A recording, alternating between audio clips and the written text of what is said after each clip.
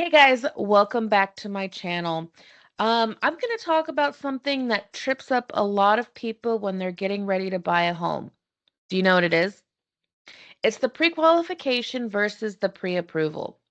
They kind of sound the same, right? But trust me, there is a big difference, and showing you which one you actually need could actually save you time, stress, and maybe even help you land the home you actually want. My name's Elizabeth Johnston. I'm a mortgage broker in California and Texas. So without further ado, let's get started.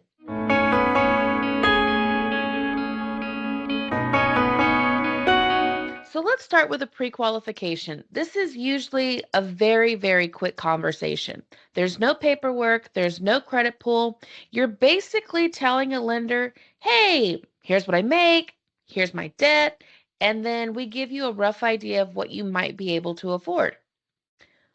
But here's the thing. It's just kind of based on what you say. We're not verifying anything.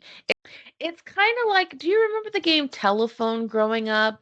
And like the further down the line you went with playing telephone, things would get changed or altered, or they forgot something or they added in something. That's kind of like what a pre-qualification is. So we definitely do not want to go to a seller with a pre-qualification. But if you're just looking to see what it all entails and what you possibly could afford, this could be the route. But if you're already going there, why not just go straight into the pre-approval process? Because that's where things get really real. Because when you do the pre-approval process, we are actually pulling your credit. We are looking at your income. We are checking your debts. We are reviewing your assets. We're even verifying your employment. And then that's when we can say, yes, you're pre-approved for X amount.